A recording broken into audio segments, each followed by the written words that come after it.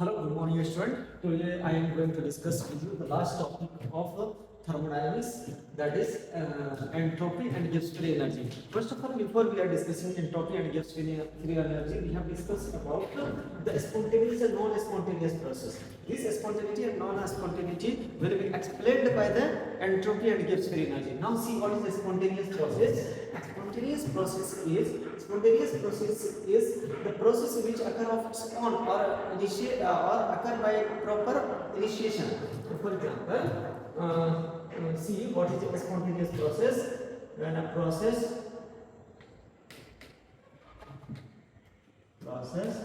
occur of its own or after proper initiation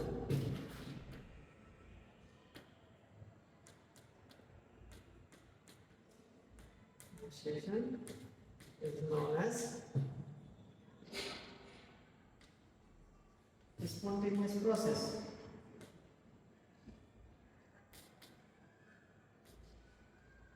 अगर कोई process अपने आप हो रहा है, प्रॉपर इनिशिएशन करने के बाद वो खुद ब खुद हो रहा है, उसको क्या बोलेंगे? Spontaneous process. तो कौन कौन होता है? All natural process are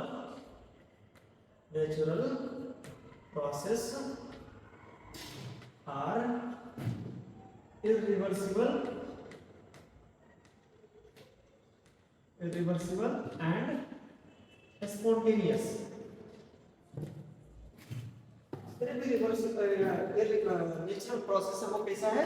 irreversible and spontaneous. For example example इसका हो जाएगा flow of water from high level to low level. First is flow of water from high level to low level. अगर हम वाटर को ऊपर के level से नीचे की तरफ, अगर ऊपर से अगर कोई वाटर, फॉर एग्जांपल वाटरफॉल हो रहा है, तो उसको कोई करवा रहा है नहीं, अपने आप हो रहा है, क्योंकि हाई लेवल से लो लेवल तक वाटर अपने आप फ्लो हो रहा है, इसलिए इसको क्या बोलते हैं? Spontaneous process. नेक्स्ट अगर देखेंगे flow of heat from high temperature to low temperature. High temperature से लो टेम्परेचर क्या करता है? हीट को फ्लो करता है. फॉर एग्जांपल एक कप ऑफ टी ले लें. कप ऑफ टी क्या होता है? हॉट. वहां पे टेम्परेचर क्या होता है? हाई. कुछ देर रख देते हैं तो सराउंडिंग के साथ क्या करता है? वो हीट एक्सचेंज, मतलब हीट जो है टी से कहां फ्लो हो रहा है? सराउंडिंग में. तो उसका टेम्परेचर क्या हो जाएगा? कम, क्योंकि हाई टेम्परेचर से लो टेम्परेचर की तरफ अपने आप या फिर स्पॉन्टेनियसली हीट का फ्लो होता है. That's why. नेक्स्ट अगर देखेंगे flow of charge from high potential to low potential. High potential से लो पोटेंशियल की तरफ चार्ज जो है अपने आप मूव करता है, उसको मूव कराना. जैसे इलेक्ट्रिसिटी का फ्लो होता है हाई पोटेंशियल से लो पोटेंशियल की तरफ. और भी एग्जांपल है, for example ice eight 25 degree Celsius. अगर 25 डिग्री सेल्सियस में अगर हम आइस को रख दें, क्या हो जाता है? अपने आप मेल्ट हो जाता है, हमें करने की कोई जरूरत नहीं पड़ती है. या फिर evaporation of water above 100 degree Celsius. 100 degree Celsius के ऊपर अगर वाटर को रख दें तो क्या होता है? अपने आप इवोपरेट हो जाता है. These all are example of spontaneous process. Now spontaneous process क्या होता है हमने समझ लिया. जो प्रोसेस अपने आप होता हो या प्रॉपर इनिशिएशन करने के बाद होता है, उस प्रोसेस को क्या बोलते हैं? Spontaneous process. नॉन स्पॉन्टेनियस क्या होगा? इसका just opposite. Non spontaneous process just opposite of spontaneous process. When a process does not occur of its own. क्या होगा इसका definition? When a process does not occur of its own. अगर कोई process अपने आप नहीं हो रहा है तो उस प्रोसेस को हम क्या बोलेंगे? Non spontaneous process. और आफ्टर प्रॉपर इनिशिएशन, ना तो अपने आप हो रहा है, ना प्रॉपर इनिशिएशन करने के बाद भी वो नहीं हो रहा है. तो नॉन स्पॉन्टेनियस प्रोसेस क्या होता है? इसमें प्रॉपर हमको कंटिन्यूअसली एनर्जी की सप्लाई करनी पड़ती है. जब हम एनर्जी सप्लाई करना बंद कर देते हैं, ये प्रोसेस क्या हो जाता है? बंद हो जाता है. नॉन स्पॉन्टेनियस प्रोसेस में क्या होता है? We have to supply energy continuously for a process to be spontaneous. Sorry, for a process to be spontaneous. अगर spontaneous नॉन spontaneous को बनाना है तो हमको इसलिए क्या करना पड़ेगा, सप्लाई करना पड़ेगा एनर्जी का। इसका एग्जांपल क्या हो जाएगा? For example of non spontaneous process is burning of fuel,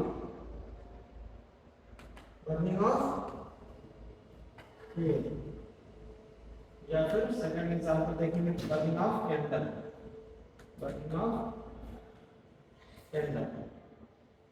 These are example of non-spontaneous process. तो चलिए देखते हैं स्पॉन्टेनिटी को जो है स्पॉन्टेनियस नॉन स्पॉन्टेनियस जो प्रोसेस अपने आप बताओ तो कौन कौन सा जो है प्रोसेस वो स्पॉन्टेनियस को जो स्पॉन्टेनिटी को सपोज करता है। तो चलिए हम देखते हैं नेक्स्ट प्रोसेस जो हमको क्या करेगा, स्पॉन्टेनियस को समझाएगा। स्पॉन्टेनियस को समझाने वाला दो ही मेन इंपॉर्टेंट टॉपिक होता है, first is entropy and other is gives free energy. पहले जो है हम एंट्रोपी को पढ़ते हैं, जब एंट्रोपी जो है सारे को एक्सप्लेन नहीं कर पाएगा तो उसके बाद हम देखेंगे क्या गिव्स फ्री एनर्जी। तो चलिए हम देखते हैं पहले एंट्रोपी क्या होता है। तो चलिए criteria for process to be spontaneous, एक क्राइटेरिया क्या होता है, क्राइटेरिया दो चीज जो है इसको एक्सप्लेन करता है। एक हमारा डेल एस, अभी हम पढ़ेंगे डेल एस, कहीं कहीं पे डेल एस एक्सप्लेन नहीं कर पाएगा तो फाइनली आएगा क्या डेल जी। हाँ, तो डेल जी क्या होना चाहिए, del G less than 0 that is negative होना चाहिए, और डेल एस क्या होना चाहिए हमारा ग्रेटर देन 0 मतलब डेल एस क्या होना चाहिए पॉजिटिव होना चाहिए। तो पहले हम डेल एस के बारे में देखेंगे, criteria for process to be spontaneous. इसमें हम पहला क्या देखेंगे कि सॉरी अगर हम क्राइटेरिया देखेंगे तो क्या आ जाएगा, स्पॉन्टेनिटी मतलब एंट्रोपी शुड बी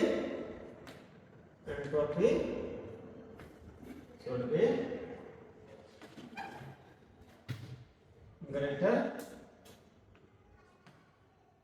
than 0।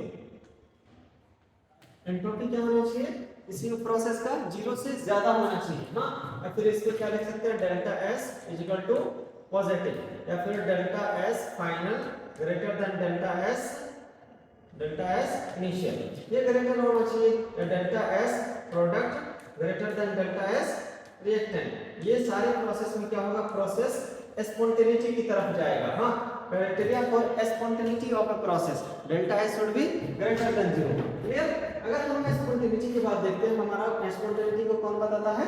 हाँ, अगर और एक चीज देखें कि इसमें क्या क्या स्पॉन्टेनिटी क्राइटेरिया जो होना चाहिए, एक हमारा क्या होना चाहिए entropy should be greater than 0, और दूसरा कंडीशन क्या होता है, बेटा ऑलरेडी हम पढ़े हैं कि कोई भी रिएक्शन को स्पॉन्टेनियस होने के लिए वो क्या करता है, कोई भी चीज स्टेबल होता कैसे है, तो उसकी एनर्जी पोटेंशियल एनर्जी कम होना चाहिए। ऊपर से वाटर नीचे की तरफ क्यों गिरता है, क्योंकि उसका पोटेंशियल एनर्जी कम करना चाहता है। कोई भी इसके पहले हम केमिकल बॉन्डिंग पढ़े तो वहां पे भी कोई भी जो है बॉन्ड क्यों बनाता है, तो मिनिमाइज द पोटेंशियल एनर्जी। तो एक क्या है तो इंक्रीज द एंट्रोपी, और दूसरा क्या है हमारा second one is to decrease in potential energy। हर कोई क्या चाहता है, अपना पोटेंशियल एनर्जी कम करना चाहता है। तो पोटेंशियल एनर्जी कम करने के लिए एंट्रोपी इंक्रीज होगा अगर जिस भी प्रोसेस में, तो वो प्रोसेस कैसा हो जाएगा स्पॉन्टेनियस प्रोसेस। ठीक है, तो स्पॉन्टेनियस प्रोसेस में एंट्रोपी इंक्रीज। तो चलिए एंट्रोपी होता क्या है, एंट्रोपी तो चलिए हम डिस्कस करते हैं थोड़ा डिटेल में एंट्रोपी के बारे में। अगर हम डिफाइन करें एंट्रोपी क्या होता है, इट मेजर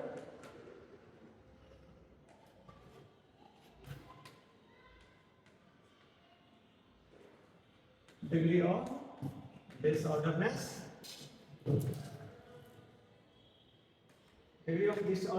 or randomness।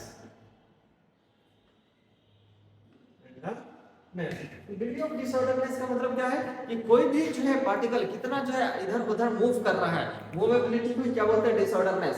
जितना ज्यादा मोबिलिटी होगा उसका एंट्रोपी उतना ज्यादा होगा, या डिसऑर्डर उतना ज्यादा होगा। हाँ, तो अगर हमारा इसमें देखेंगे डिफाइन हो गया। नेक्स्ट अगर हम देखेंगे, अगर हमारा del N G greater than 0 है, del N G greater than 0 का मतलब गैसियस मोल का चेंज अगर कोई भी रिएक्शन में ग्रेटर देन 0 है तो उस केस में हमारा जो है एंट्रोपी क्या आ जाएगा, डेल एस ग्रेटर देन 0, या फिर डेल एस इक्वल टू क्या लिख सकते हैं हम, पॉजिटिव, डेल एस हम पॉजिटिव लिख सकते हैं, या फिर हमारा जो है अगर टेम्परेचर बढ़ा देंगे तो उस केस में भी हमारा क्या आ जाएगा, एंट्रोपी इंक्रीज हो जाएगा। क्लियर? तो चलिए हम एंट्रोपी और सिंपली देखते हैं एंट्रोपी को। अगर ये एक तो एंट्रोपी का डेफिनेशन ये हो गया, अगर हम एंट्रोपी को जो है फार्मूला वाइज लिखें, एंट्रोपी क्या होता है, Q रिवर्सिबल अपॉन में टेम्परेचर, ये ड्यूरिंग आइसोथर्मल प्रोसेस कब होता है, ड्यूरिंग आइसोथर्मल प्रोसेस। अगर हमारा टेम्परेचर कांस्टेंट है उस केस में एंट्रोपी का वैल्यू क्या आता है, Q reversible upon temperature, Q reversible upon temperature. तो क्या यहाँ से हम यूनिट निकाल सकते हैं एंट्रोपी की? यस, हीट की। ये Q क्या है, हीट का यूनिट क्या होता है, जूल, अपॉन में टेम्परेचर का यूनिट क्या होता है, केल्विन, जूल पर केल्विन, जूल केल्विन इनवर्स। ये क्या हो जाएगा हमारा एंट्रोपी का यूनिट क्या आ जाएगा, और डेफिनेशन हमारा क्या आ गया एंट्रोपी का, heat at constant pressure is known as entropy. हाँ, ये sorry, heat at constant pressure में the ratio of heat upon temperature is entropy, यहाँ से कर सकते हैं। क्लियर? चलिए अब एंट्रोपी के बाद एंट्रोपी का जो है हमने ये डेफिनेशन और थोड़ा सा फॉर्मूला देखा, नेक्स्ट जो थोड़ा डिटेल में एंट्रोपी को देखते हैं। एंट्रोपी होता क्या है, एक्चुअली में एंट्रोपी क्या होता है, एक स्टेट फंक्शन।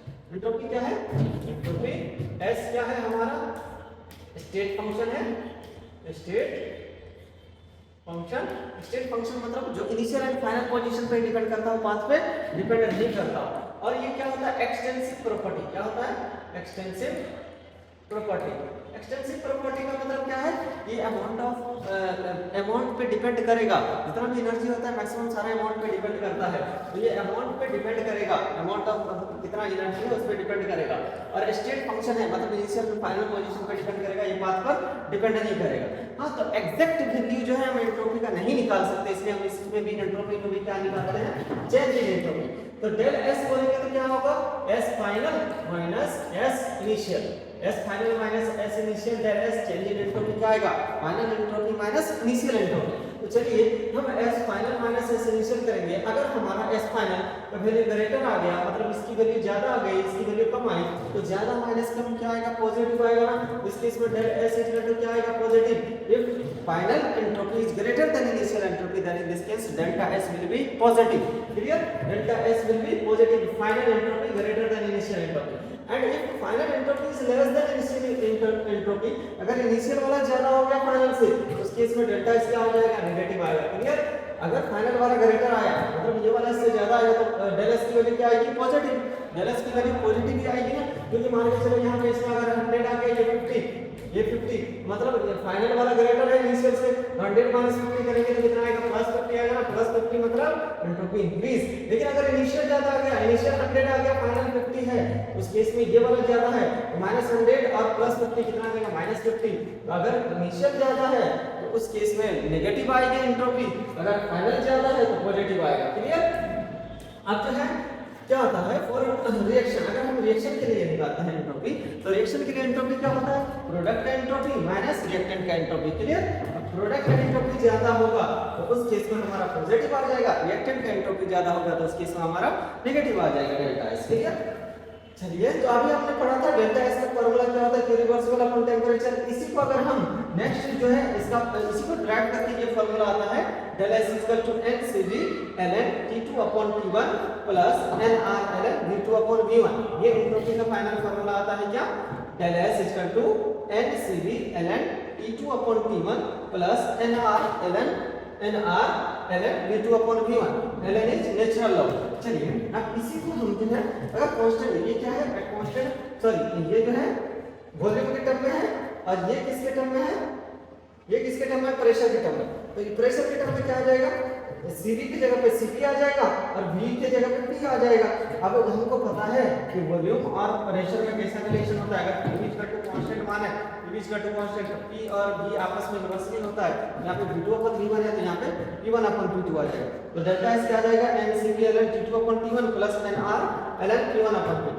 अगर ड्यूरिंग आइसोथर्मल प्रोसेस की बात करें, आइसोथर्मल में क्या होता है, टेम्परेचर कांस्टेंट। अगर टेम्परेचर कांस्टेंट करता है इसमें, तो टेम्परेचर अगर कांस्टेंट कर देंगे तो क्या ये T1 और T2 सेम आ जाएगा, सेम मतलब T1 और T2 कैंसिल होकर के 1 आ जाएगा, log 1 की वैल्यू 0 हो जाएगी, मतलब ये वाला टर्म 0 हो जाएगा। तो ड्यूरिंग आइसोथर्मल प्रोसेस में क्या आ जाएगा, ये वाला टर्म 0, तो डेल S की वैल्यू क्या आ जाएगा आइसोथर्मल में, NR ln V2/V1, ये आ जाएगा ना, ये ड्यूरिंग आइसोथर्मल प्रोसेस। अब आइसोकोरिक प्रोसेस में क्या होगा, आइसोकोरिक प्रोसेस में क्या होगा, ये वॉल्यूम कांस्टेंट होता है, ये isochoric during isochoric process volume will be constant, मतलब V2 और V1 सेम हो जाएगा, V2 और V1 आर सेम, मतलब ये वाला टर्म जो है 1 आ जाएगा, log 1 की वैल्यू 0 आ जाएगी, मतलब ये वाला टर्म 0 आ जाएगा। तो during isochoric process delta S की वैल्यू क्या आ जाएगी, delta S NCV ln T2/T1, ये आ जाएगा। क्लियर। अब जो है हम नेक्स्ट देखते हैं एडियाबैटिक प्रोसेस में। एडियाबैटिक प्रोसेस में क्या होता है, एंट्रोपी रिमेन कांस्टेंट, तो इसको क्या बोला जाता है, iso entropic point, iso entropic. हां, एडियाबैटिक प्रोसेस में क्या बोला जाता है, आइसो एंट्रोपिक, मतलब क्या एंट्रोपी वहां पे सेम रहता है। क्लियर। चलिए ये सारा फार्मूला जो था वो इंपॉर्टेंट था। नेक्स्ट देखते हैं factor affecting entropy of system. कौन कौन सा फैक्टर जो है एंट्रोपी को इंक्रीज करेगा, तो डेल्टा Ng अगर ग्रेटर देन 0 है, तो डेल्टा Ng 0 से ग्रेटर है, उस केस में क्या होगा, अगर डेल्टा Ng मतलब गैसेस मोल बढ़ रहा है, गैस बढ़ रहा है मतलब एंट्रोपी क्या होगा, इंक्रीज। तो इस केस में क्या आएगा हमारा डेल्टा S ग्रेटर देन 0, और इसको हम क्या लिख सकते हैं, delta S equal to positive, delta S क्या हो जाएगा, पॉजिटिव। अगर हमारा डेल्टा Ng ग्रेटर देन 0 आ रहा है, ग्रेटर देन 0 आने का मतलब क्या है, गैसेस मोल बढ़ रहा है, गैसेस मोल बढ़ रहा है मतलब क्या, ये रैंडमनेस इंक्रीज हो रहा है, पहले सॉलिड था या लिक्विड था जो भी था वो कन्वर्ट हो रहा है गैस में, उसके अंदर रैंडमनेस इंक्रीज होगा ना, गैस वो घूमेगा फिरेगा इधर घूमेगा, तो उस केस में क्या होगा, एंट्रोपी विल इंक्रीज। एंट्रोपी मतलब डिसऑर्डरनेस विल इंक्रीज। नेक्स्ट अगर फिजिकल स्टेट में तीन फिजिकल जनरली जो है बेसिक लेवल पे तीन ही फिजिकल स्टेट पढ़ते हैं, कौन कौन सब, सॉलिड लिक्विड एंड गैस। तो चलो इसमें बताओ सॉलिड लिक्विड गैस में किसका डिसऑर्डरनेस ज्यादा आएगा, कौन मोबिलिटी आसानी से शो करेगा, कौन मूव करेगा आसान से। ऑब्वियस सी बात है गैस इधर उधर भागेगा, उसके बाद लिक्विड थोड़ा कम, क्योंकि गैस जो है 3D में ऊपर नीचे इधर उधर मतलब x y z तीनों एक्सिस में भागेगा, लेकिन liquid only x and y axis में भागेगा, z एक्सिस ऊपर की तरफ तो नहीं भागता ना लिक्विड, तो ऊपर की तरफ नहीं भागेगा, और जो है सॉलिड जहां का वहीं रहेगा। तो फिजिकल स्टेट में किसका एंट्रोपी आ जाएगा सबसे ज्यादा, सबसे कम आएगा S सॉलिड का, से ज्यादा आएगा क्या S लिक्विड का, और सबसे ज्यादा किसका आएगा S गैस का। क्लियर। सबसे ज्यादा एंट्रोपी गैस का, उसके बाद लिक्विड का, उसके बाद सॉलिड का। ऑब्वियसली। और अगर हम टेम्परेचर पे देखेंगे, बाय इंक्रीजिंग टेम्परेचर एंट्रोपी क्या होगा, इंक्रीज या decrease, yes by increasing temperature entropy will increase. अगर टेम्परेचर इंक्रीज करते हैं तो फॉर एग्जांपल हम लेते हैं वाटर को अगर हम बिलो जो है 0 डिग्री सेल्सियस रखते हैं, 0 डिग्री सेल्सियस के पहले वाटर क्या होता है, सॉलिड स्टेट में मतलब वाटर मूव कर पाएगा, इधर उधर नहीं कर पाएगा ना, क्योंकि आइस के फॉर्म में सॉलिड स्टेट में जहां रहेगा वहीं रहेगा। लेकिन अगर थोड़ा टेम्परेचर इंक्रीज करते हैं एबव 0 से लेकर के 100 डिग्री सेल्सियस, वाटर किस फॉर्म में आ जाएगा, लिक्विड। तो लिक्विड क्या करेगा, इधर उधर भागेगा ना एक्स वाई जेड में, यस जेड में नहीं एक्स एंड वाई प्लेन में भागेगा। लेकिन अगर और हम टेम्परेचर इंक्रीज कर दें एबव 100 डिग्री सेल्सियस कर दें, तो वो क्या हो जाएगा, वेपर फॉर्म में कन्वर्ट हो जाएगा, यस। एंड वेपर फॉर्म में क्या होगा, इधर उधर भी भागेगा और ऊपर की तरफ भी भागेगा। तो सबसे ज्यादा एंट्रोपी क्या होगा, जब टेम्परेचर सबसे ज्यादा होगा। ऑब्वियसली बात है, जरूरी नहीं है फेज चेंज हो, अगर सेम फेज में भी है, फॉर एग्जांपल आयरन एक 300 डिग्री सेल्सियस पे, दूसरा आयरन क्या है 500 डिग्री सेल्सियस पे है, तो जैसे टेम्परेचर इंक्रीज करेंगे तो मॉलिक्यूल के बीच का जो है वाइब्रेशन वो इंक्रीज हो जाता है। तो उस केस में जो है क्या होता है, टेम्परेचर इंक्रीज करने पे वाइब्रेशन इंक्रीज मतलब randomness increase, entropy will increase. तो देखो for example iron 300 degree Celsius और दूसरा है आयरन जैसे आयरन 500 डिग्री सेल्सियस, तो किस केस में ज्यादा एंट्रोपी आएगा, ऑब्वियसली बात है आयरन 500 डिग्री सेल्सियस, क्योंकि यहाँ पे क्या आएगा, मॉलिक्यूल के बीच में वाइब्रेशन ज्यादा होगा। क्लियर। तो जितना ज्यादा टेम्परेचर इंक्रीज करेंगे, और अगर 1000 डिग्री सेल्सियस ले लेंगे तो और ज्यादा एंट्रोपी इंक्रीज होगा, जितना ज्यादा टेम्परेचर उतना ज्यादा एंट्रोपी। नेक्स्ट देखो अगर प्रेशर है, प्रेशर को अगर हम इंक्रीज कर रहे हैं, प्रेशर इंक्रीज करेंगे तो हमारा क्या होगा, वॉल्यूम कम होगा। अगर वॉल्यूम कम होगा तो उसकी मोबिलिटी की जो है, मोबिलिटी का जो है ऑर्डर क्या होगा, कम हो जाएगा ना, क्योंकि अभी मान के चलो हम इस पूरे स्टेट में घूम रहे हैं, हमारी मोबिलिटी ज्यादा हो, लेकिन प्रेशर लगा करके हमारा जो है एरिया कम कर दिया गया, वॉल्यूम कम कर दिया गया, एक कमरे में ही हम घूम सकते, तो हमारा रैंडमनेस कम हो जाएगा ना। यस, प्रेशर इंक्रीज करेंगे तो वॉल्यूम डिक्रीज होगा, वॉल्यूम डिक्रीज होगा तो रैंडमनेस डिक्रीज होगा। हाँ, तो इसमें क्या लिख सकते हैं टेम्परेचर में, on increase in temperature, on increase in temperature entropy increases. जितना ज्यादा हम टेम्परेचर इंक्रीज करते हैं हमारा एंट्रोपी इंक्रीज होता है। प्रेशर में क्या लिख सकते हैं, on increase in pressure entropy decreases. अगर हम जो है प्रेशर इंक्रीज कर रहे हैं तो क्या होगा, एंट्रोपी डिक्रीज हो जाएगा। या इसको जो हम और इससे क्या लिख सकते हैं, ऑन डिक्रीज इन प्रेशर। अगर हम प्रेशर कम कर रहे हैं तो क्या होगा, एंट्रोपी इंक्रीज, एंट्रोपी क्या हो जाएगा उस केस में, इंक्रीज हो जाएगा। क्लियर। चलिए नेक्स्ट हम देखते हैं entropy change during phase transfer. अगर हम फेज ट्रांसफर कर रहे हैं उस केस में एंट्रोपी में क्या इफेक्ट पड़ेगा। फेज ट्रांसफर मतलब सॉलिड से लिक्विड कन्वर्ट हो रहा है, या फिर लिक्विड से गैस कन्वर्ट हो रहा है, यही, या फिर सॉलिड से वेपर कन्वर्ट हो रहा है। तो पहला देखते हैं entropy change during phase transfer में पहला entropy of fusion, entropy of fusion. क्या होता है entropy of fusion, entropy change, इसमें क्या लिख सकते हैं, entropy change when 1 mole of, entropy change when 1 mole of solid change into liquid. अगर 1 मोल सॉलिड लिक्विड में कन्वर्ट हो रहा है उस केस में जो एंट्रोपी चेंज होगा उसको क्या बोलेंगे हम, एंट्रोपी ऑफ फ्यूजन। यहां से हम क्या लिख सकते हैं, delta S fusion, delta S fusion equal to क्या लिख सकते हैं, क्यू फ्यूजन अपॉन में टेम्परेचर, अपॉन में टेम्परेचर। हाँ, और ये टेम्परेचर किस टेम्परेचर में रहना है, into liquid at melting point, at melting point. Melting point में क्योंकि रिवर्सिबल आता है उस केस में हम एंट्रोपी निकालते हैं जनरली। हाँ, नेक्स्ट देखिए एंट्रोपी ऑफ फ्यूजन के बाद second is entropy of vaporisation. Vaporisation क्या होता है, entropy of vaporisation, entropy change, इसमें क्या लिखेंगे, entropy change when 1 mole of liquid, when 1 mole of liquid change into vapor।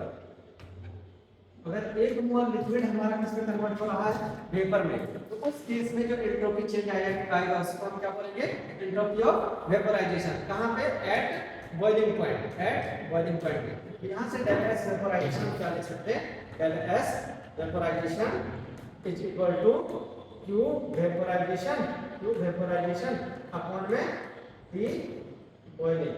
हाँ, टी बी बॉइलिंग मतलब टेम्परेचर ऑफ बॉइलिंग पॉइंट। तो ये हमारा क्या आता है, entropy of vaporisation, entropy of vaporisation, heat vaporisation upon में टेम्परेचर ऑफ बॉइलिंग पॉइंट, ये आता है। चलिए तो नेक्स्ट टाइप की हम एंट्रोपी देखते हैं, कौन सा है, एंट्रोपी ऑफ सब्लिमेशन। क्या होता है एंट्रोपी ऑफ सब्लिमेशन, जैसे एंट्रोपी ऑफ वेपोराइजेशन में क्या होता था, लिक्विड जो है वेपर में कन्वर्ट होता था, उसमें जो एंट्रोपी चेंज आता था उसको हम एंट्रोपी ऑफ वेपोराइजेशन बोलते थे। सिमिलरली जो है एंट्रोपी ऑफ फ्यूजन क्या होता था, जब सॉलिड लिक्विड में कन्वर्ट होता था उसमें जो एंट्रोपी चेंज आता था उसको एंट्रोपी ऑफ फ्यूजन बोलते थे। सिमिलरली एंट्रोपी ऑफ सब्लिमेशन क्या होगा, जब कोई भी सॉलिड जो है गैस के फॉर्म में कन्वर्ट होगा तो उसमें जो एंट्रोपी का चेंज आएगा उसी को क्या बोलेंगे हम, एंट्रोपी ऑफ सब्लिमेशन। तो क्या बोलेंगे इसको, एंट्रोपी ऑफ सब्लिमेशन में entropy change, entropy change when 1 mole of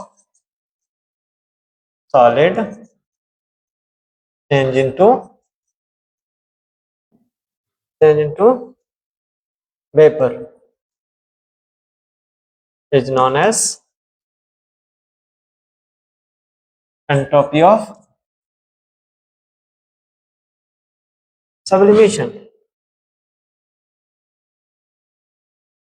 Entropy of sublimation is simply when 1 mole of solid change into vapor is known as entropy of sublimation. Now how can we define, how can we write the equation for this? यहाँ पे हम क्या बोल सकते हैं, delta S sublimation is equal to enthalpy change del H sublimation upon में temperature, upon में जिस टेम्परेचर पे ये सबलाइम हो रहा है, ये क्या आता है हमारा एंट्रोपी ऑफ सब्लिमेशन का फॉर्मूला। अब यहाँ पे भी क्या आएगा, अगर कोई सॉलिड वेपर में कन्वर्ट हो रहा है तो उसका रैंडमनेस इंक्रीज होगा इंक्रीज होगा ना, रैंडमनेस या डिसऑर्डरनेस इंक्रीज होगा। तो इस केस में एंथैल्पी ऑफ सब्लिमेशन क्या आएगा, delta S greater than zero, delta S sublimation greater than zero, और हम क्या कह सकते हैं, delta S sublimation is equal to positive, greater than zero मतलब पॉजिटिव वैल्यू आएगा। ओके, एंथैल्पी ऑफ सब्लिमेशन हमारा ये था। अब नेक्स्ट देखते हैं some famous example of, some extraordinary example of entropy change. तो क्या क्या जो हमको लगता है कि नहीं इसमें एंट्रोपी चेंज नहीं होगा लेकिन वहां पे होता है, तो चलिए कुछ कुछ ऐसा एग्जांपल देखते हैं। For example entropy of graphite greater होता है किससे, एंट्रोपी ऑफ डायमंड के, बिकॉज डायमंड का मॉलिक्यूल आपस में कॉम्पैक्टली पैक्ड होता है, उसमें रैंडमनेस ना के बराबर होता है, लेकिन ग्रेफाइट का जो है उतना कॉम्पैक्टली पैक्ड नहीं होता जितना डायमंड का होता है, इसलिए इसमें कुछ ना कुछ एंट्रोपी पाया जाता है, रैंडमनेस पाया जाता है, इसलिए एंट्रोपी ऑफ ग्रेफाइट क्या होगा, greater than entropy of diamond. Clear. On rusting of iron, iron जब रस्ट करता है तो देखो आयरन एकदम कॉम्पैक्ट सॉलिड के फॉर्म में होता है, लेकिन रस्ट होता है तो वो क्या पाउडर के फॉर्म में कन्वर्ट हो जाता है, यस, पाउडर के फॉर्म में अगर कन्वर्ट होगा तो उसमें रैंडमनेस इंक्रीज होगा डिक्रीज, इंक्रीज होगा, तो एंट्रोपी क्या होगा, इंक्रीज। इस केस में on rusting of iron entropy increase, entropy क्या होगा, इंक्रीज होगा। सिमिलरली NH4Cl, सो क्या है, अमोनियम क्लोराइड, अमोनियम क्लोराइड किस फॉर्म में है, सॉलिड के फॉर्म में, दिस इज सॉल्ट, इस सॉलिड के फॉर्म में अगर उसमें हमने क्या मिला दिया, एक्वा, पानी मिला दिया उसके अंदर, ये किस में कन्वर्ट होगा, आयन के फॉर्म में कन्वर्ट होगा, एक्वस आयन के फॉर्म में किस में कन्वर्ट हो जाएगा, NH4 plus aqua, NH4 plus aqua plus में Cl माइनस एक्वा, इस फॉर्म में कन्वर्ट होगा, NH4 plus aqua plus Cl minus aqua में कन्वर्ट हो जाएगा, यस। तो ये देखो पहले सॉलिड फॉर्म में था अब लिक्विड फॉर्म में आ गया, इसका एंट्रोपी इंक्रीज होगा डिक्रीज होगा, इंक्रीज हो जाएगा ना, सॉलिड से लिक्विड में कन्वर्ट हुआ, रैंडमनेस इंक्रीज हो जाएगा, मोबिलिटी ऑफ आयन इंक्रीज होगा, इसलिए क्या होगा, entropy increases, entropy increase. Okay, next देखते हैं on addition of HCl in aqueous solution of Ag+, Ag+ का एक्वस सॉल्यूशन है, फॉर एग्जांपल ये कोई भी एक्वस सॉल्यूशन है, यहाँ पे ये पानी के अंदर क्या मिला हुआ है हमारा, Ag मिला हुआ है, क्या मिला हुआ है, Ag+ आयन। अब इसके अंदर हमने क्या किया, बाहर से कहीं से HCl डाला, ऊपर से हमने क्या डाला, HCl डाला। अब ये HCl पानी में जाने के बाद, एक्वस मीडियम में जाने के बाद H+ और Cl माइनस में अलग होगा, यस अलग हो जाएगा ये। अब देखो ये क्या था, पानी के अंदर ये Ag+ इस तरह से घूम घाम रहा था, पूरा रैंडमनेस इसका था, अच्छा खासा जो है मोबिलिटी थी, लेकिन जैसे ये Cl माइनस इस Ag+ को देखेगा, Ag+ Cl माइनस को देखेगा, आपस में क्या बनेगा, चिपक जाएगा और पीपीटी का फॉर्मेशन कर लेगा, क्या बन जाएगा, AgCl, और ये क्या हो जाएगा, पीपीटी नीचे में जाकर के बैठ जाएगा, नीचे में जा, पहले ये क्या कर रहा था, घूम रहा था पूरे वाटर के अंदर, उसकी मोबिलिटी ज्यादा थी, डिसऑर्डरनेस ज्यादा थी, लेकिन जैसे ही Cl के साथ मिला ये क्या बना लिया, AgCl बनाया, ये जाकर के नीचे में बैठ जाता है पीपीटी के फॉर्म में, पीपीटी के फॉर्म में बैठेगा तो इसकी एंट्रोपी क्या हो जाएगी, डिक्रीज, क्योंकि मोबिलिटी खत्म हो गई। इस केस में क्या होगा, when addition of HCl in aqueous solution of Ag+, इस केस में क्या होगा, एंट्रोपी डिक्रीज, क्या होगा, एंट्रोपी डिक्रीज हो जाएगा। Okay, next on boiling of egg, egg को बॉईल करते हैं तो जनरली एग क्या होता है, लिक्विड फॉर्म में होता है, सेमी लिक्विड के फॉर्म में, लिक्विड के फॉर्म में कह सकते हैं, लेकिन जब उसको हम बॉईल करते हैं तो किस फॉर्म में कन्वर्ट हो जाता है, सॉलिड फॉर्म में। हालांकि लिक्विड से सॉलिड में कन्वर्ट हो रहा है तो एंट्रोपी होना क्या था, डिक्रीज होना था, लेकिन यहाँ पे एंट्रोपी इंक्रीज होता है, क्योंकि देखने में लग रहा है क्या कि उसका रैंडमनेस डिसऑर्डरनेस तो कम हो गया, लेकिन उसके अंदर जो प्रोटीन होता है, आगे आगे पढ़ोगे कि एग के अंदर जो एल्ब्यूमिन प्रोटीन होता है उसका डीनेचुरेशन हो जाता है, वो टूट जाता है, तो एंट्रोपी क्या होता है, इंक्रीज हो जाता है। तो ऑन बॉइलिंग ऑफ एग क्या होगा, एंट्रोपी विल इंक्रीज, हाँ, एंट्रोपी इस केस में क्या होगा, increase. On stretching of rubber, rubber को जब हम स्ट्रेच करते हैं तो उसका मॉलिक्यूल, उसका जो है फाइबर जो है आपस में जो है एक कॉम्पैक्टली पैक्ड हो जाता है, जिसकी वजह से क्या होता है, इसमें एंट्रोपी डिक्रीज हो जाता है। स्ट्रेचिंग ऑफ रबर से क्या होता है, एंट्रोपी एंट्रोपी डिक्रीजेस। ओके, चलिए ये था कुछ एग्जांपल जो लगता थोड़ा अजीब लगता है, बच्चों को समझ में नहीं आता, लेकिन ये एग्जांपल है, अच्छे से देख लेना ये सब। हाँ, और इसके अलावा अगर हम देखते हैं एंट्रोपी के बाद total entropy change in reversible process, reversible और इरिवर्सिबल प्रोसेस में हम एंट्रोपी चेंज कैसे निकालते हैं, तो चलिए देखते हैं। देखिए अगर रिवर्सिबल प्रोसेस है, तो अगर कोई भी रिवर्सिबल प्रोसेस है, रिवर्सिबल प्रोसेस में एट एवरी स्टेप क्या होता है, सिस्टम एंड सराउंडिंग किस में होता है, इक्विलिब्रियम में होता है। अगर रिवर्सिबल मतलब जितना हीट जो है सिस्टम सराउंडिंग को दे रहा है, उतना ही सराउंडिंग सिस्टम को दे रहा है। Okay, remain in equilibrium with each step, हर स्टेप पे होता है। तो चलिए हम मान लेते हैं, let system release Q amount of heat to the surrounding. अगर ये मान के चलो हमारा सिस्टम है, दिस इज सिस्टम, अब ये क्या कर रहा है सिस्टम, और ये क्या हमारा सराउंडिंग। अगर हमारा ये सिस्टम रिलीज कर रहा है हीट, कितना हीट रिलीज कर रहा है, Q, Q amount of heat release कर रहा है सिस्टम, कहाँ, सराउंडिंग में। तो क्या हो रहा है, सिस्टम हीट रिलीज करेगा तो सराउंडिंग क्या करेगा, हीट एब्जॉर्ब करेगा ना।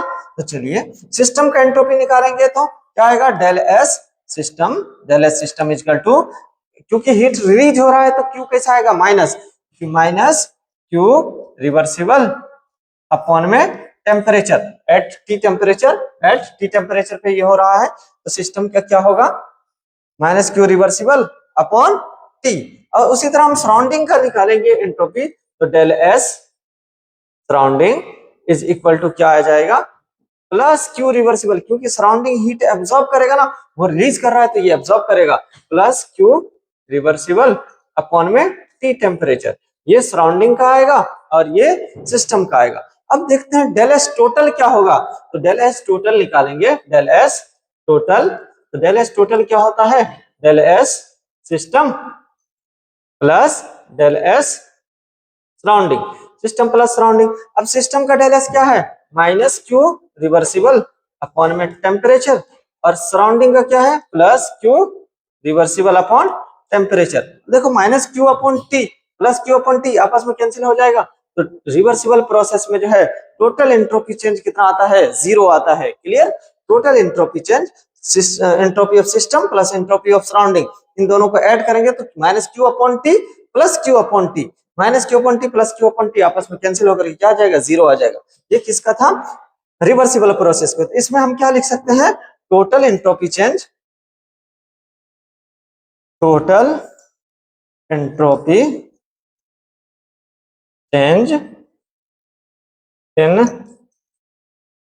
Reversible process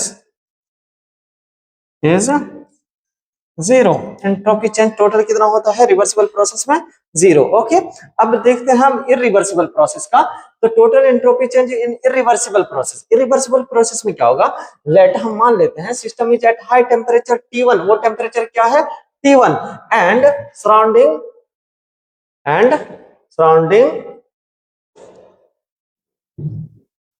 is at low temperature T2। System किस पे है, हाई टेम्परेचर T1 में, और सराउंडिंग क्या है, लो टेम्परेचर T2 में। तो अब मान लो क्या है, ये सिस्टम है, ये मान के चलो दिस इज सिस्टम, एंड ये क्या है, सराउंडिंग, सराउंडिंग। अब यहाँ पे क्या है, T1 टेम्परेचर, और यहाँ पे क्या है, T2 टेम्परेचर, और हमको बोला क्या गया है, T1 क्या है, ग्रेटर है किससे, T2 से। तो हाई टेम्परेचर से लो टेम्परेचर की तरफ हीट फॉलो होगा, ऑब्वियस सी बात है, हाई टेम्परेचर से लो टेम्परेचर के बाद हीट फॉलो होगा। मान के चलो कितना हीट फॉलो हो रहा है, Q amount of heat follow हो रहा है। तो हम क्या लिख सकते हैं यहाँ पे, एंट्रोपी ऑफ सिस्टम हम क्या लिख सकते हैं, del S system is equal to minus का क्यू अपॉन T1, क्योंकि सिस्टम का जो है टेम्परेचर T1 है, तो सिस्टम का एंट्रोपी क्या आ जाएगा, minus Q upon T1। Similarly हम क्या लिख सकते हैं, del S surrounding, similarly del S surrounding is equal to plus का क्यू अपॉन T2, क्योंकि ये सराउंडिंग किस टेम्परेचर पे है, T2 टेम्परेचर पे। क्लियर, अब उसी तरह हम डेल एस टोटल निकालें, हाँ, del S total is equal to del S system plus del S surrounding, del S system plus del S surrounding. System का क्या है, माइनस क्यू अपॉन T1, और सराउंडिंग का क्या है, प्लस क्यू अपॉन T2। अब इस केस में देखो क्योंकि T1 बड़ा है तो ये वाली वैल्यू क्या आएगी, कम आएगी, और T2 जो है छोटा है तो ये वाली वैल्यू ज्यादा आएगी, क्योंकि डिनोमिनेटर बड़ा है, छोटा है तो ये वाली वैल्यू बड़ी आएगी। तो ओवरऑल डेल एस हमारा क्या आ जाएगा, डेल एस टोटल ये ग्रेटर देन क्या आएगा, 0, या फिर डेल एस टोटल हम क्या लिख सकते हैं, del S total is equal to positive. Clear. तो अगर हमारा कोई भी प्रोसेस क्या है, इरिवर्सिबल है, तो उस केस में हमारा एंट्रोपी 0 नहीं आता है, क्या आता, पॉजिटिव आता है, या एंट्रोपी क्या होता है, इंक्रीज होता है। तो ये सिस्टम प्लस सराउंडिंग का एंट्रोपी क्या होगा, ग्रेटर देन 0, और सिस्टम प्लस सराउंडिंग हमारा क्या होता है, यूनिवर्स। तो यूनिवर्स की एंट्रोपी कंटिन्यूअसली क्या हो सकती है, क्या होती है, इंक्रीज होती, इसलिए क्योंकि all natural process are irreversible. सारे नेचुरल प्रोसेस कैसा होता है, इरिवर्सिबल, रिवर्सिबल नहीं होता, क्योंकि all natural process are irreversible, that's why system plus surrounding का जो है एंट्रोपी क्या होगा, इंक्रीज होगा, एंड सिस्टम प्लस सराउंडिंग ही मिलकर के क्या बनता है, यूनिवर्स, और यूनिवर्स की एंट्रोपी हम इस तरह से क्या कह सकते हैं, इंक्रीज होगा। So from this conclusion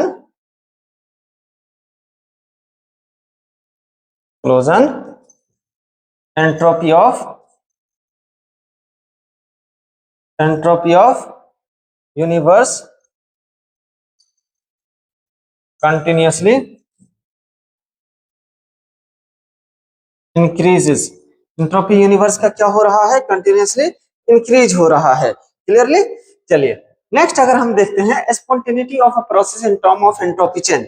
entropy change के टर्म में जो है हम देखते हैं कि कोई भी रिएक्शन स्पॉन्टेनिटी की तरफ बढ़ रहा है। एक्चुअल में स्पॉन्टेनियस या नॉन स्पॉन्टेनियस एंट्रोपी 100% नहीं बताता, ये स्पॉन्टेनिटी की तरफ ये रिएक्शन बढ़ रहा है या नहीं बढ़ रहा है, ये बताता है। लेकिन फाइनल स्पॉन्टेनियस है या नहीं है, ये कौन बताएगा, गिब्स फ्री एनर्जी। तो चलिए अगर डेल एस पॉजिटिव है तो ये रिएक्शन कैसा होगा, स्पॉन्टेनियस कहना उतना सही नहीं है, ये कहना क्या सही है कि स्पॉन्टेनिटी की तरफ ये रिएक्शन, ये प्रोसेस बढ़ाएगा।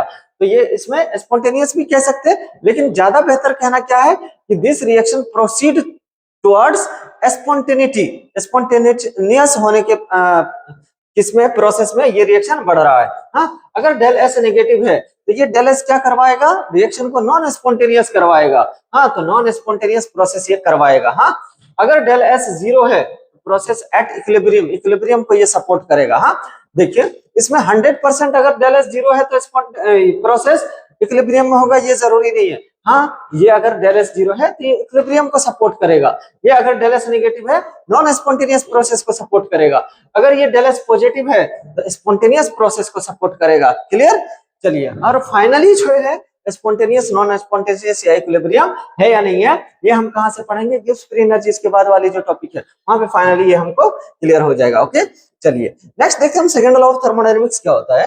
सेकंड लॉ ऑफ थर्मोडायनेमिक्स का थ्योरेटिकल पॉइंट देखें तो ये क्या कहलाता है, it state the about the direction of flow of heat, मतलब हीट किधर से किधर की तरफ फॉलो होगा, ये स्टेट कौन करता है, second law of thermodynamics. And all natural process in universe are irreversible spontaneous, सारे यूनिवर्स में जितने भी इरिवर्सिबल प्रोसेस है, नेचुरल प्रोसेस, वो कैसा है, इरिवर्सिबल एंड स्पॉन्टेनियस। ये भी हमें कौन बताता है, सेकंड लॉ ऑफ थर्मोडायनेमिक्स, क्योंकि एंट्रोपी इंक्रीज होता है।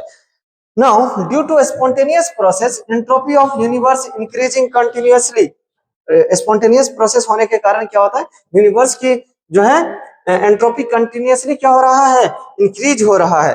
That is entropy of isolated system increases. अभी हमने क्या पढ़ा था, आइसोलेटेड सिस्टम की एंट्रोपी जो होता है, इसके पहले हमने पढ़ा था वो आइसो एंट्रोपिक होता है, इसमें एंट्रोपी चेंज नहीं होता है। लेकिन इस केस में क्या होता है, entropy of isolated system increase हो रहा है। इस तरह से हम क्या लिख सकते हैं, डेल एस टोटल जो है सिस्टम प्लस सराउंडिंग का positive, del S total greater than 0, system plus surrounding greater than 0। Okay, यहां तक था हमारा क्या, एंट्रोपी वाला पॉइंट। अब नेक्स्ट देखते हैं हम गिब्स फ्री। हमारा टॉपिक क्या है, गिब्स फ्री एनर्जी। क्या होता है Gibbs free energy, actually Gibbs energy is defined at constant temperature and pressure. Gibbs free energy को हम कहां पे डिफाइन करते हैं, कांस्टेंट टेंपरेचर एंड प्रेशर पे। अब होता क्या है, to predict spontaneity of reaction, मतलब फाइनली कोई भी रिएक्शन स्पॉन्टेनियस होगा या नॉन स्पॉन्टेनियस, मतलब अपने आप होगा या उसे हमको करवाना पड़ेगा, वो कौन डिसाइड करेगा, Gibbs free energy.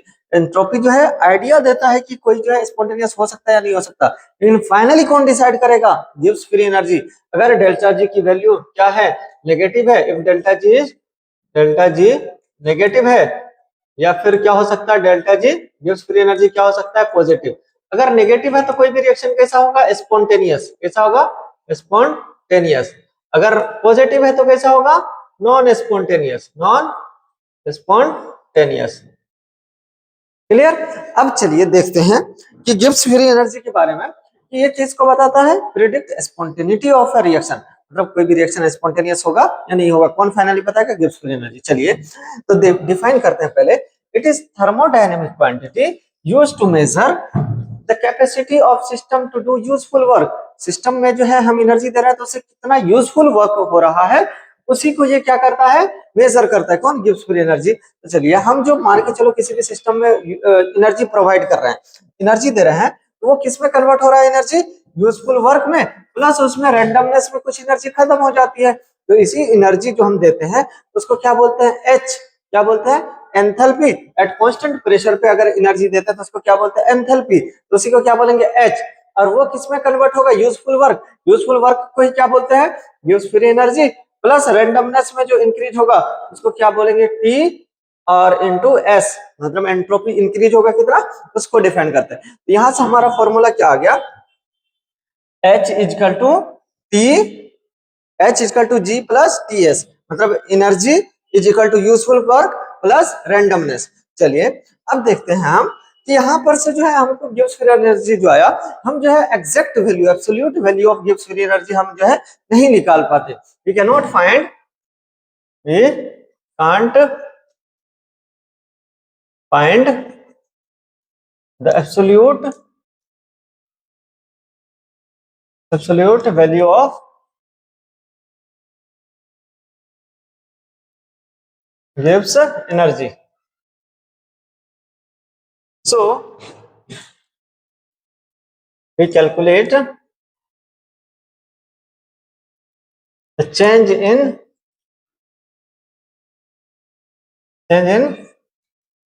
Gibbs energy. हम एब्सोल्यूट वैल्यू जो है गिब्स एनर्जी का नहीं निकाल पाते, इसलिए हम क्या निकालते हैं, चेंज निकालते हैं। तो चलिए हम चेंज कैसे निकालते हैं, डेल जी। अगर किसी का भी हम चेंज निकालेंगे तो क्या निकालेंगे, G final, Gibbs free energy final minus Gibbs free energy G initial, G initial. अब हमारा क्या होगा, अगर जी फाइनल ग्रेटर है किससे, जी इनिशियल से, इनिशियल से, तो इस केस में क्या होगा हमारा, delta G equal to positive. अगर डेल्टा जी पॉजिटिव होगा तो रिएक्शन कैसा आएगा, नॉन स्पॉन्टेनियस। कैसा आएगा, non spontaneous. Delta G is positive then reaction will be non spontaneous. अब क्या होगा, मान के चलो जी फाइनल क्या है, less than G initial, G initial. इस केस में क्या आएगा, delta G equal to negative.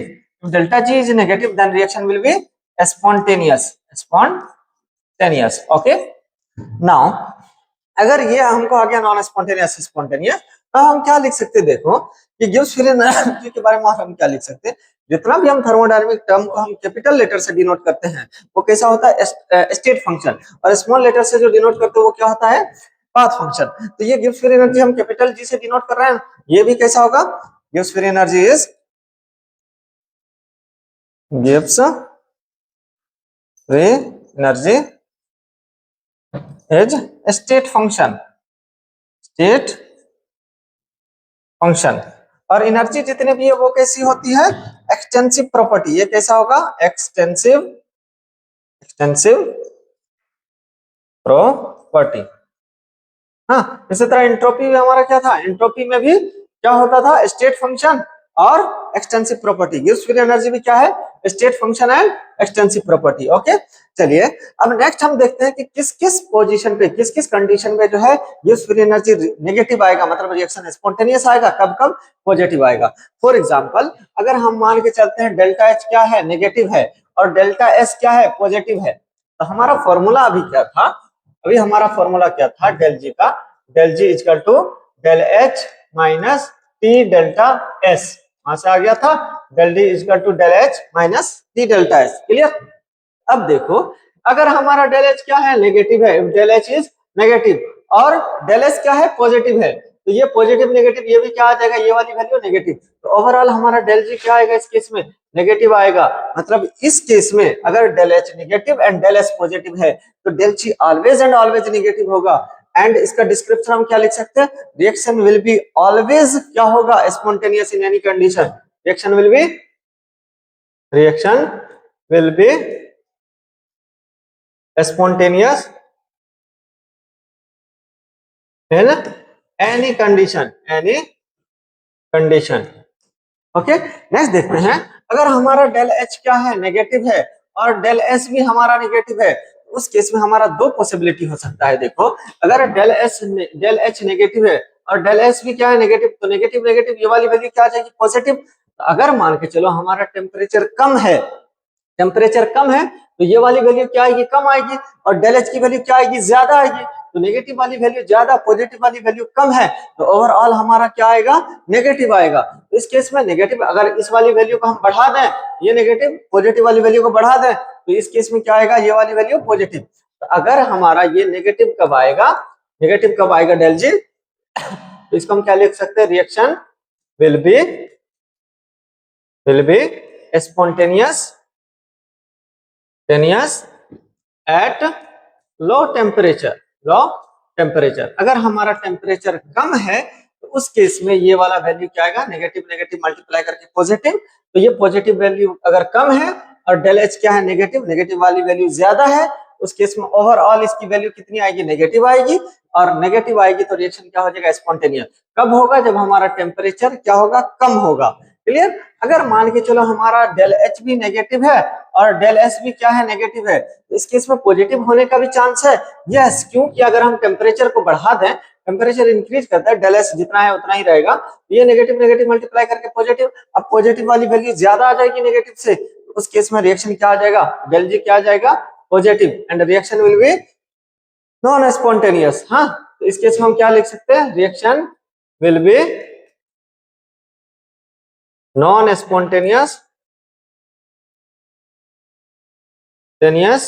At high temperature पे क्या होगा, रिएक्शन नॉन स्पॉन्टेनियस हो जाएगा। क्लियर।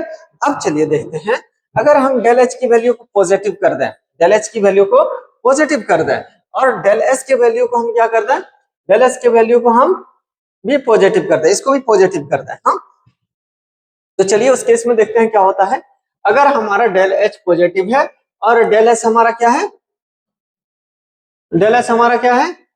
पॉजिटिव है। अगर दोनों पॉजिटिव है तो ये वाली वैल्यू अगर पॉजिटिव है और ये पॉजिटिव, तो positive multiplied by negative, negative आएगा।